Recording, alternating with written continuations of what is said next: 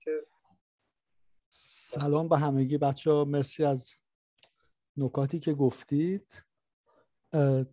من خیلی سعی میکنم کوتاه حرف بزنم که بحث باشه، چون خیلی صحبت‌های خیلی قشنگی کردید، میتونیم در مورد هر کدومش خیلی صحبت بکنیم.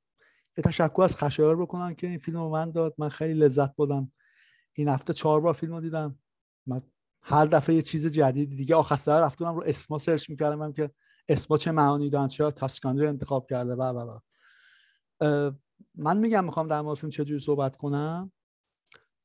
بعدش در موردش خودمون چیزایی که بزنم مثلا میگم. من یه خلاصه در مورد پیرنگ فیلم میگم که قصه چیه، در مورد کاراکترها صحبت میکنم، میگم در مورد برتولوچی، در مورد لوکیشن ها، حالا مثلا موزیک و دوربین و نمیدونم نه یه سری نکات فرمی هست که سعی میکنم بهشون اشاره کنم تا اونجا که سوادم میرسه. عرض کنم خدمتتون که فیلم چجوریه. قصهش اینه که دختریه که از آمریکا میاد به ایتالیا، در ظاهر دنبال عشقش میگرده که که توی ایتالیا ظاهرا یه پسری بوده که عکسش هم نشون میده به نام نیکولو. ولی خب ما میبینیم که خب به غیر از اون پسر بعداً تو قصه که جلو میریم میفهمیم که پدرش پدر واقعیش نبود، اومده پدرش پیدا کنه، اومده گذشته خودشو و مادرشو بهتر بشناسه. اگه ما فیلمو از این خوانش ببینیم، فیلم بسیار درخشان شروع شده. به چه معنا؟ به این معنا که ما هیچ چیزی از لوسی نمیفهمیم که لوسی از کجا میاد. لوسی انگار آدمیه که گذشته نداره. این خیلی نکته مهمیه. فیلم اینجوری شروع میشه، تو هواپیما فیلم شروع میشه و فیلم حالت مستندگونه داره و بعد تو قطار. یکی هم سن لوسیه. لوسی تینیجه، آدمی که اگه مثلا یه خانم 30 ساله بود، این یه گذشته میتونست داشته باشه. به نظرم انتخاب این سن و انتخاب این که از آمریکا بیای به ایتالیا زیرکی برتولوچیه. به غیر از این خود لوسی هم لغتیه که من نگاه می‌کردم، داشتم میخوندم همین یه ساعت پیش. لوسی ظاهرا اسم انگلیسیه ولی ریشه‌اش یونانیه، به معنی روشنایی و مثل خورشید و اینجور صحبت‌ها. خب انگلیس هم نسبت به یونان غرب. اینجا هم به نظرم به طور کلی برتولوچی نگاه خیلی مذهبی تو این فیلم داره. حالا میتونیم در موردش خیلی صحبت کنیم. و لوسی هم از غرب میاد به شرق، از آمریکا میاد به ایتالیا که چیز کنه، که خودشو پیدا کنه، حالا گذشتهشو پیدا کنه، پدرشو پیدا کنه. اگه از این جنبه به فیلم نگاه کنی، اون نماهای اول خیلی چیز میشه، خیلی معنی پیدا میکنه. حتی وقتی لوسی از قطار پیاده میشه و اون برتولوچی که خشایار اشاره که خودشه اون فیلمو میندازه زمین، لوسی با میسه قطار به فیلم برمی‌داره. حتی میتونه این باشه که لوسی داره اون فیلم رو نگاه میکنه. میدونید اون کاستی که برتولوچی میندازه زمین، لوسی داره نگاه میکنه. و این قصه‌ای که از اونجا به بعد شروع میشه. از اونجا به بعد حتی موسیقی هم عوض میشه. شما نگاه کنید تا اونجا دوربین خیلی حرکت‌های تندی داره، ولی بعد اون حرکت آروم میشه و موسیقی هم عوض میشه، فضا عوض میشه، رنگ‌ها عوض میشن. و تا اینکه لوسی میاد میرسه به توسکانی، به یه شهر، یه منطقه اون نزدیک سینا. من تا الان رفتم سرچی هم در مورد خود این منطقه کردم که چرا برتولوچی اینجا رو انتخاب کرده. توسکانی جاییه که میکلانژ اونجا زندگی میکرده و اتفاقا میکلانژ تو 14 سالگی همسنای لوسی مادرش میمیره و پدرش اینو میاره توی منطقه تو توسکانی و اونجا میکلانژ میره توی مزرعه‌ای که پدر و مرد و زن اونجا مجسمه ساز بودن و میکلانژ اونجوری به مجسمه آشنا میشه. یه کلوه دیگه هم بیارم که چرا میگم خیلی به توجیه توجه داره. یه جای آخر فیلم وقتی جرمی آیرونز الکس داره میره، به ایان میگه به من چیز بده، سیگار بده. میگه که تو تالا شده سیگار بخری. بعد این میگه تالا شده پیرنتو عوض کنی. و میکلانژ آدمی بوده که لباسش عوض نمیکرده، خیلی آدم درویش مسلکی بوده، معروف بوده. من اون چیزی که خوندم تو اینترنت مثلا آدمی بوده که با یه لباس میرفت این و خیلی به ظاهرش توجه نمیکرد. چقدر طعنه میزنه به اون قصه. یه چیز دیگه خب اسماست دیگه، دایانا، ایان، حالا هر کدوم سرچ کنید که چقدر این اسما معنی دارن. حالا برگردیم به خود فیلم، در مورد فرمش خود صحبت کنیم، در مورد پیرنگ و قصه و این چیزا.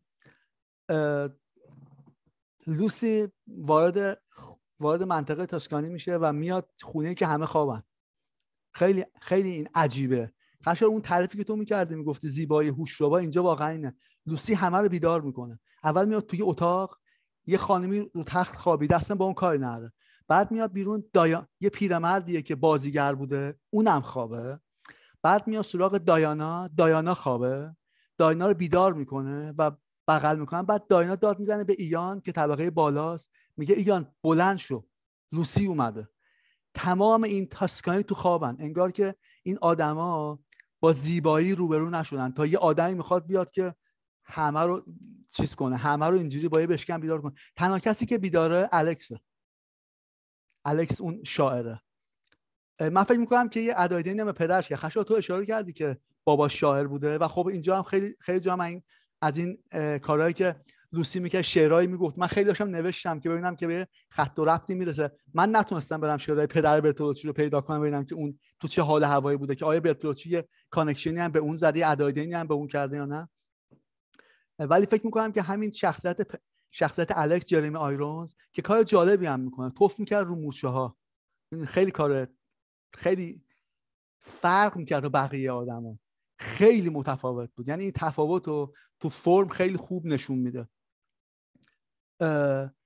این از این جنبه فیلم که بررسی کنیم که کاراکتر لوسی میخواد چه کاری رو توی فیلم انجام بده. میخواد همه، اگه ما فیلمو، یه ایده هست که میگم مثلا چند دقیقه اول فیلم کل فیلم رو توضیح میده، بقیه فیلم بس این چند دقیقه اوله. این تو این چند دقیقه این کارو میکنه دیگه، همه رو یکی یکی بیدار میکنه و همه آگاه میشن به اومدن لوسی. حالا از این موضوع بگذاریم، من یه خورده میخوام در مورد، چون صدفچان فکر میکنم مسرور هم گفت که کاراکترها شاید یه خورده تو چیز باشن، توی خوب پرداخت نشده باشن. من یکی یکی به کاراکترها میخوام نمای معرف این کاراکترها یکی یکی بگم، ببینید که چه اتفاقی میفته. اولین آدم لوسیه. لوسی خودش تو خوابه. لوسی چجوری شناخته میشه؟ وقتی که یکی میبینتش. لوسی خوابه تو قطار، حتی نمیفهمی که کسی داره ازش فیلم برداری میکنه. لوسی کی خودش میشناسه؟ وقتی میفهمه زیباست، وقتی میفهمه که کسی داره اینو گیز میکنه، این زیبایی هوش‌ربا داره نگاه میکنه. این از کاراکتر لوسی که تا انتهای فیلم اینو داره، این کاراکتر رو داره دیگه. شما نگاه کنید این کاراکتر چقدر بس میده جای مختلف فیلم. وقتی به مهمونی ایتالیایی، وقتی میبینه که نیکولو نمیشناستش، وقتی میبینه که نیکولو بهش خیانت میکنه ولی بازم سمتش، انگار که این داره اینو دیولپ میکنه تا به اون نقطه آخر برسه. این در مورد لوسی. در مورد دایانا میخوام بگم، کاراکتر اصلی دیگه. خب یه عالمه کاراکتر فرعی هم دارم که حالا نمیخوام وارد بحث اونها بشم. دایانا من رفتم ریشه اسمش پیدا کردم، یه چیزه، یه اسم، بازم اونم اسمی که از ریشه اصلیش تو لاتین بوده، حالا توی ایرانی هم بوده، مثلا تو زرتشت و اینا هم بوده، حالا وارد اون بحث نخواهیم بشیم. یه معنی چیز دیواین داره، معنی الهی و خداگون و اینا. دایانا هم خوابه و لوسی بیدارش میکنه. میگن خدا تو افسانه‌های یونانی میگن که خدا 3 تا بچه داره، زیبایی، عشق، عقل. وقتی عشق بچه سومشه، وقتی زیبایی رو میآفرینه عاشق زیبایی میشه. خب این چقدر تو این چیزه چقدر میشینه. دایانا بیدار میشه از خوابیده، میگه که به لوسی میگه که تو به ما گفته بودی که قرار بود زنگ بزنی بیای، تو همینجوری اومدی و اینا. بعد یه حرکت خیلی، اتفاق خیلی جالب میفته. دارن میرن تو خونه، خیلی جالبه. ایان که شوهر دایاناست و ما بعداً میفهمیم که با مادر لوسی رابطه داشته. ما بعداً میفهمیم که این بچه‌هایی که بچه‌های دایانا هستن، بچه‌های چیز نیستن، اون 2 تا بزرگا، میراندا و کریستوفر. آره کریستوفر بچه‌های شوهر اول دایانا هستن، بچه‌های ایان نیستن. ایان پیش دایانا نیست. ایان اصلا توی یه لول هم نیستن. دایانا تو کف ایان بالاست. ایان یه چیزی رو نسبت به دایانا میدونه که دایانا نمیدونه. این علاوه پوزیشن توی تصویر هم هست. ایان بالاست و چیز میکنه. دایانا ایانا صدا میکنه، میگه که بلند شو لوسی اومده و میاد. و ایان چیکار میکنه؟ میگه که کاراکتر ایان رو میخوایم بشناسیم که چقدر چیز میکنه، چقدر این کاراکتر رو درست پرونده تا اون ته برسونه. ایان بهش میگه که من تو رو نگاه میکنم. بعد لوسی میگه که همیشه نگاه نکن. میگه نه، یه جور نگاه تو نفهمی. دقیقاً چه مضمون رو به کار میبره. حالا این در مورد کاراکتر ایان که چقدر اینو جلو میبره تا آخر قصه. خیلی جاها ایان وارد رابطه بین دایانا و لوسی میشه، خیلی جاها. حالا توضیح میدم اگه وقت شد. بریم کاراکتر بعدی میراندا دختر بزرگی که نقشش رو چیز بازی کرده، اسمش هم ریچل وایز بازی کرده. اولین بار ما آدمو لخت برهنه در کنار استخر میبینیم. خیلی خیلی بی‌پروایی بودنش، خیلی دنبال رابطه سکسی بودنش و اینا رو همه رو نشون میده تو اون. و همینطور دوست پسرش ریچارد لخت میشه بعد تو پیش لوسی. انقدر این آدم چیزه، چی میگن، مجذوب جنس مخالف میشه و همش تو تلفن و اینا. این کاراکتر اصلی. الکس پایرش هم گفتم که جرمی آیرونز بازی کرده، نقششو که داره توف میکنه رو اینا یه قصه دیگه ای داره که اون وارد گفتگو میشه با چیز. تنها کسیه که از خواب بیدار نمیشه، با چیز وارد گفتگو میشه و تنها کسیه که هر موقعی یه نفر میاد که عشق به لوسی نداره، رابطه جنسی میخواد، الکس نیست. الکس میره، الکس غایبه. در همه حالتهای فیلم اتفاق میفته. دو تا کاراکتر هم فیلم داره که خیلی مهمن، که خیلی شگفت انگیز برتولوچی معرفی میکنه و من خیلی تعجب کردم. اصلا من تا حالا چنین چیزی ندیدم. نیکولو که یکی از چیزای رانهای مهم فیلمه، عکسشو نشون میده، میگه این نیکولوه، اینم کریستوفره، که بعداً نشون میده دختر عکس نیکولو رو میذاره توی لایه پیرنش توی سینه‌اش.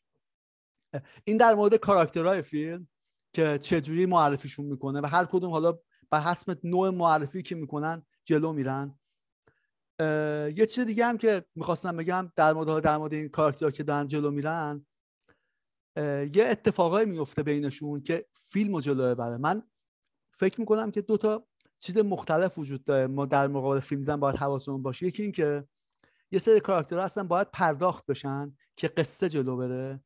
یه سری کاراکترها کاتالیزورن، هستن تا از مثلا میگم این آقایی که انگلیسی سوار ماشین میشه میاد مثلا پیش لوسی، ماشینش فولکسه، درسته؟ حالا اینکه چرا فولکسه، بنزن بود it doesn't matter. میدونید یه کاتالیزورن که از نقطه A ما رو به نقطه B برسونن. یعنی الزاما این نیستش که همه چیزایی که توی تصویر هستن همشون معنای زیبایی شناختی دارن، معنای فلسفی دارن و من فکر می‌کنم در مورد کاراکترها همینه دیگه. خیلی از کاراکترها توی فیلم برای این هستن که ما آدما رو بهتر بشناسیم، کاراکترهای اصلی فیلمو، نه اینکه برای این باشن که بخوان قصه رو یه لول به لول دیگه ببرن. حالا من یه سری جزئیات دیگه هم بگم. یه جای دایانا چقدر فیلم دیالوگ محوری، حالا جدا از اون صحنه‌ای که داره، چقدر فیلم دیالوگ محوره و این تو دیالوگا چقدر چیزا رو نشون میده. یه جای دایانا برمیگرده به لوسی میگه که لوسی رو گوشه روی چارپای داره، لباسشو دامنشو تا میکنه، میگه من و ایان به هم خیانت نکردیم. و لوسی بالاه و دایانا پایینه. چقدر این پوزیشنه نشون میده که این دایانا داره اشتباه میکنه. دایانا انگار در حالت یه سرونت، یه خدمتکار که داره به پادشاهی خدمت میکنه و لوسی جملهش جالبه، میگه خیلی این کار میکنن. این چیز خیلی شگفت انگیزی نیست و ما بعداً میفهمیم که چقدر این مرد خیانت کرده. چجوری میفهمیم خیانت کرده؟ ما اول سرزد نمیفهمیم. یه جایی لوسی میاد میگه که به دایانا دارن ظرف میشورن، میگه تو لوکا رو میشناسی؟ لوکا چی؟ بعد میگه چرا؟ میگه مامانم دوست داشته اینا. دارن گفتگو پیش میره به سمتی که لوسی میخواد بگه که یه آدمی بوده به مادر من خیانت کرده. ناخودآگاه چجوری ایان وارد میشه. ایان 3 دفعه این کاتو میزنه تو گفتگوی لوسی با دایانا، تو گفتگوی لوسی با آدمای دیگه، به خاطر اینکه برتولوچی داره اینو آماده میکنه که اون ضربه نهایی رو آخر فیلم به ما بزنه که چقدر درست نشون میده که میگه مارا رو تیکه تیکه کرده فلان کرده اینجوری. بعد ما اون مرد رو میبینیم، ما ایان رو میبینیم. این داره قصه رو واسه الکس تعریف میکنه و دوربین داره ایان نشون میده. کاملا این همزاد پنداریه رو، این کوچولو چیدن در کنار هم که به اون کاراکتر برسه. این در مورد ایان بود که من از اومد بهتون بگم اون چیزی که فهمیدم. و من یه نگاه بندازم چیزایی که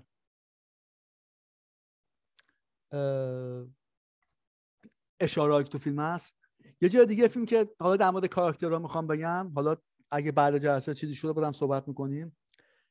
کاراکتر نیکولو به نظر من خیلی آدم تکلیف روشنیه و برتولوچی مثلا این نگاه مذهبی تو این فیلم داره، حالا غرب و شرق هم کرده، همون چیزی که سارا جون هم گفتش که اون چی نقاشی که اول فیلم بود یا اشاره هایی که داره که از غرب به شرق اومدن و اینا شرق خیلی خوبه. این ویرجینیتی، اینی که اون پسره میگه منم مثل تو تا حالا سکس نکردم و این انگار از نگاه این داستان، حالا نگم برتولوچی، انگار خوبه. نیکولو آدمیه که خیلی چیزه، آدمی که میدونه فقط سکس میخواد، چی نمیخواد. اون بحثی هم که میکنم میگه عشق چیه؟ عشق معنی نداره، سکس. بعد جالبه که لوسی روش بالا میاره.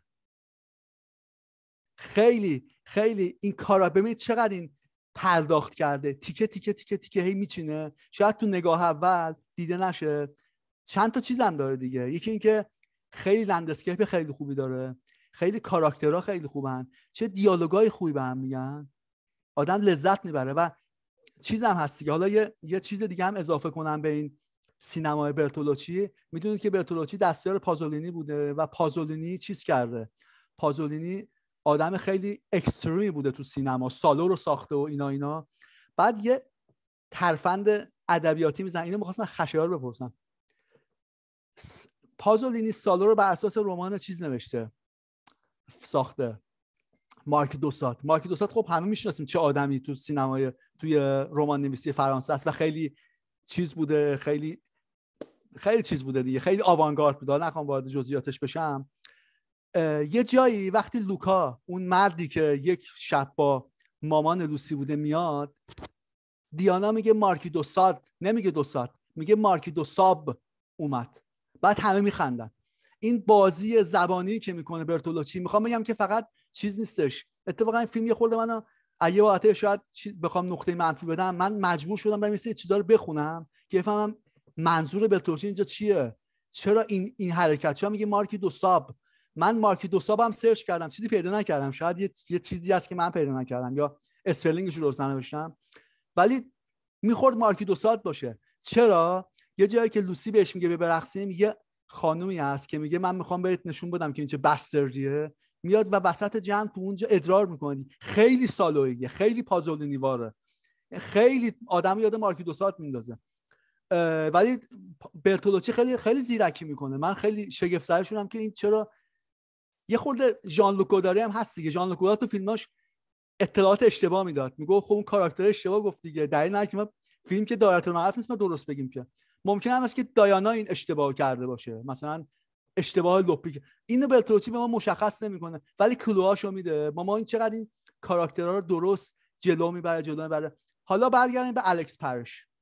حالا ما این کاراکترهای فرعی خود صحبت کردیم. الکس پرش آدمیه که ادبیاتیه و انگار اصلا با اینا جداست، اصلا تو جهان اینا نیست. الکس پرش با اینا حتی شام نهار نمیخوره.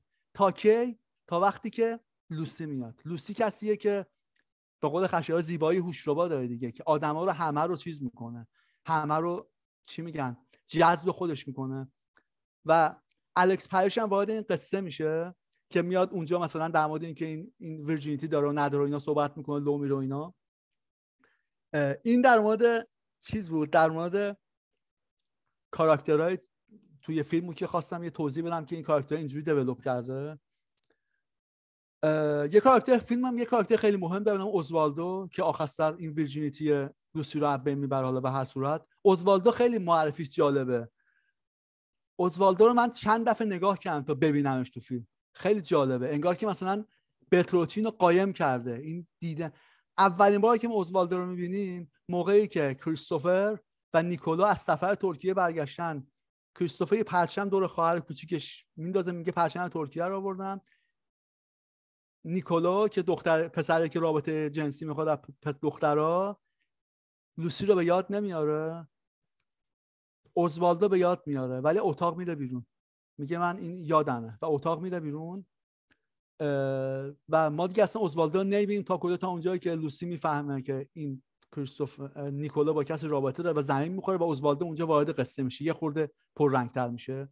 به غیر از اونم یه جایی هست تو اون پارتی شبانه که دارن دیالوگ میگن در مورد اینکه اولین بار شما کجا سکس کردید، دو نفر میپیچونن دیگه. یکی اوزوالدوه که میره تو سمت لوسی، میگه که اونجا دارن جواب این سوال اینجوری میده، میگه اونجا دارن در مورد سیاست حرف میزنن، اینجا هم در مورد این بحث صحبت میکنن، دوتاش هم بورینگ و بی‌معنی از نظر من. این هینتاییه که داره میده که لوسی میخواد بره سمت اوزوالدو و آخر سر اتفاق میفته. به نظر من برتولوچی خیلی نگاه مذهبی تو این فیلم داره، از این نظر که این چیزها رو پوینت مثبتی میبینه. مثلا اینکه نیکولو رو خیلی بد نشون میده. نیکولو آدمیه که فقط دنبال سکسه، فقط میدونی نیکولو چیز نداره. حالا نمیخوام بگم سیاه ولی ما توش روشنایی خیلی کم میبینیم. نیکولو آدمیه که چیز میخواد بکنه، حتی میخواد مثلا یه جوری تجاوز کنه به لوسی. چقدر منو یاد ایانم میندازه که اون کار با مامان لوسی انجام داده.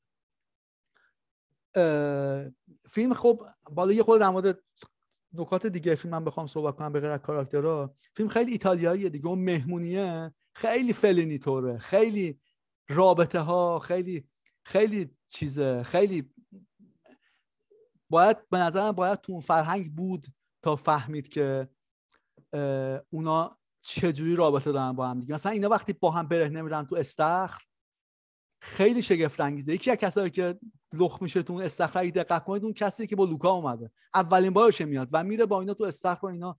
یه فرهنگیه که فکر میکنم باید اون قسمت جهانو شناخت. فرهنگش خود با ما فرق میکنه. این از این مورد دیگه که مثلا میاد خیلی جالبه برای من که تو کاراکتر لوسی به خاطر اینکه بفهمه که کی با مادرش این کارو کرده میره تو اون پوزیشن قرار میگیره. مثلا با پسره، با اون ایانه، با لوک، با آدمای مختلف چیز میکنه، سر صحبت دقیق وا نمیکنه. ما هیچ وقت پدر لوسی رو نمیشناسیم. لوسی یه آدمیه که یه زیبایی بدون گذشته است. لوسی یه کسیه که هیچ گذشته‌ای نداره. ما هیچ چیزی از پدرش نمیدونیم. میگه بابام خیلی قدش کوتاهه، هیچ عکسی از پدرش نیست، هیچ چیزی از مادرش ما نمیبینیم. لوسی یه زیباییه که اومده آدمو مسحور کنه. فرق هم نمیکنه که این آدمه چیه. این آدمه نویسنده است، آدمه مثلا پیر، جوونه. همونجوری که فرزین هم اشاره کرد اگه فیلمو مثل پیاز ببینیم و لایلایش کنیم همه عاشقشن دیگه. اون نویسنده عاشقشه، اون کریستوفر عاشقشه، اون چیز دوست پسر میراندا که با این کراش داره و داره بهش لیستراس یه چیزی، یه روش بازیگری چی گفتم بهش چیزی یاد میدم که اصلا جلوی آینه چیز عجیبی بود دیگه. آره این از لحاظ این که بذارید من ببینم که دیگه چی به ذهنم میرسه بگم. روش لیستراسبرگ بود. لیستراسبرگ بله زنده باد. آره این از لحاظ این که چرا چیز میکنه، چرا کاراکترها این شکلی معرفی میشن. من ببینم که چیزی رو جا ننداختم از قلم برای گفتن. اینجا 5 دقیقه دیگه. اوکی. فکر میکنم که تا همینجا ببندیمش. اگه سوالی بود تو پست صحبت میکنیم دیگه. فکر نمیکنم که دیگه چیزی جا افتاده باشه، ولی من فکر میکنم که آره. مرسی.